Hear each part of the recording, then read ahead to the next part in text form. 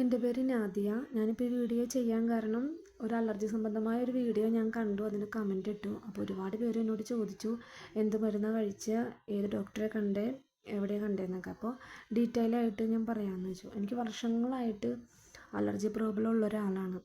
അത് നമുക്ക് തുമ്മൽ, ജലദോഷം, തൊണ്ട ചൊറിച്ചിൽ, കണ്ണിന് ചൊറിച്ചിൽ, അങ്ങനെയുള്ള ബുദ്ധിമുട്ടുകളാണ്. അത് നമ്മൾ ഒരുപാട് നാൾ കഴിയുമ്പോൾ അലർജി കൂടി അത് പിന്നെ ചുമയായിട്ട് മാറും. അത് ചുമയും കഫക്കെട്ടും വളരെ ബുദ്ധിമുട്ടായിരുന്നു. രാത്രി നമുക്ക് കിടന്നുറങ്ങാൻ പറ്റില്ല. ചുമച്ച് ഛർദ്ദിക്കും, ഭയങ്കര കുറുകലായിരിക്കും. ഒരുപാട് ആയുർവേദം കണ്ടു, ഇംഗ്ലീഷ് ഒരുപാട് കഴിച്ചു. അപ്പോഴൊക്കെ നമുക്ക് ആൻറ്റിബയോട്ടിക്കുകളാണ് ഇങ്ങനെ തന്നത്. അപ്പോൾ ആൻറ്റിബയോട്ടിക്കൊക്കെ ഒരുപാട് നമ്മൾ കഴിക്കുന്നത് നമുക്ക് ഒരുപാട് ദോഷം ചെയ്യും. നമ്മുടെ രോഗപ്രതിരോധ ശേഷിയാണ് നഷ്ടപ്പെടും. അപ്പോൾ പിന്നെ ഞാൻ ഹോമിയോ തന്നെ കണ്ട് കുറേ ഹോമിയോ മരുന്ന് കഴിച്ചു, എന്നിട്ടൊന്നും കുറഞ്ഞില്ലായിരുന്നു. അപ്പോഴാണ് ഡോക്ടർ പറഞ്ഞൊരു ടെസ്റ്റ് ചെയ്യാൻ പറഞ്ഞു. 600 രൂപയാണ് ആ ടെസ്റ്റിന്. അതിൻ്റെ ഒപ്പം ESR കൂടി ചെയ്യാൻ പറഞ്ഞു. അങ്ങനെ ഈ ടെസ്റ്റ് ചെയ്തു. അത് നീതി ലാബിൽ ചെയ്യുകയാണെങ്കിൽ നമുക്ക് ആ ടെസ്റ്റിന് പൈസ ഒരുപാട് കുറവുണ്ടാവും. അല്ലാത്തടത്ത് 600 രൂപയാണ്, അവിടെ നമുക്ക് 350 രൂപയൊക്കെ ചെയ്ത് കിട്ടും നീതി ലാബിൽ. ആ ടെസ്റ്റ് ചെയ്തപ്പോൾ എനിക്ക് ശരീരത്തിൽ അലർജി നമുക്ക് 100 പാടുള്ളൂ, അത് എനിക്ക് 1000 ഉണ്ടായിരുന്നു. പിന്നെ ESR ഭയങ്കര കൂടുതലായിരുന്നു. അതിനുശേഷം നമുക്കതനുസരിച്ചുള്ള മരുന്നാണ് പിന്നെ തന്നുകൊണ്ടിരുന്നത്. ഇപ്പോൾ ശരിക്കും ഞാൻ ഒരിക്കലും വിചാരിച്ചില്ല എൻ്റെ ചുമ മാറുമെന്ന്. അത്ര ബുദ്ധിമുട്ടായിരുന്നു. ഇതുപോലൊരു ചുമ ആർക്കും ഞാൻ കണ്ടിട്ടില്ല. പക്ഷെ ഇപ്പോൾ എനിക്ക് ചുമ മാറി, ജലദോഷമൊക്കെ മാറി, ഒരു പ്രശ്നമുള്ള, രാത്രിയൊക്കെ സുഖമായിട്ട് കിടന്നുറങ്ങാം. അപ്പോൾ മരുന്ന് കുറച്ച് കണ്ടിന്യൂ ചെയ്യണമെന്ന് ഡോക്ടർ എന്നോട് പറഞ്ഞു.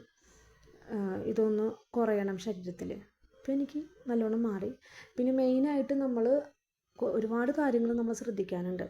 പൊടി, പുക, തണുപ്പ്, പെർഫ്യൂം, ഇതെല്ലാം നമ്മൾ ഒഴിവാക്കണം.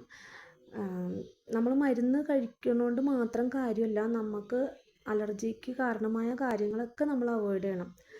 നമ്മൾ വീട്ടിൽ ഞാൻ അടുപ്പ് കത്തിച്ചുകൊണ്ടിരുന്നതാണ്. അപ്പോൾ ഡോക്ടർ ചോദിച്ചു, എക്സ്റേ എടുത്തതാണ്. അപ്പോൾ ഇങ്ങോട്ട് ചോദിച്ചു, എക്സ്റേ കണ്ടപ്പോൾ ഞങ്ങൾ അടുപ്പ് കത്തിക്കുന്നവരാണോ എന്ന് ചോദിച്ചു. അപ്പോൾ അതേന്ന് പറഞ്ഞപ്പോൾ അത് നിർത്താതെ ഒരിക്കലും ഇത് മാറില്ല എന്ന് പറഞ്ഞത്.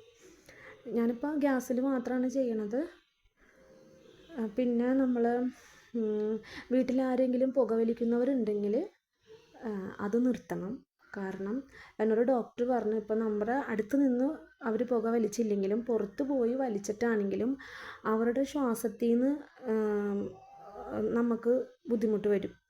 അപ്പോൾ അതുകൊണ്ട് പുകവലി നമ്മുടെ ഭർത്താക്കന്മാർ വലിക്കണ്ടെങ്കിൽ അത് നിർത്താൻ പറയണം. പിന്നെ കുട്ടികൾക്കാണെങ്കിൽ പൗഡർ ഇട്ട് കൊടുക്കാണ്ടിരിക്കുക, പൗഡർ. അങ്ങനെ കുറേ കാര്യങ്ങൾ നമ്മൾ ശ്രദ്ധിക്കുക. പിന്നെ ഐസ്ക്രീം,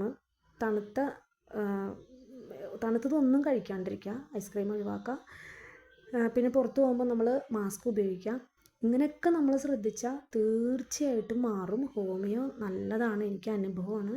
എനിക്കിപ്പോൾ ഒരു കുഴപ്പമില്ല. അതുകൊണ്ട് ആരും പേടിക്കണ്ട. ഒരുപാട് പേര് ഭയങ്കര ടെൻഷൻ അടിച്ച് എനിക്കിങ്ങനെ ഉണ്ടെന്നൊക്കെ പറഞ്ഞപ്പോൾ നമ്മൾ ഹോമിയോ കഴിച്ച് ഇതെല്ലാം നമ്മളൊന്ന് നോക്കിക്കഴിഞ്ഞാൽ നമുക്ക് തീർച്ചയായിട്ടും മാറും. അപ്പോൾ ഓക്കെ.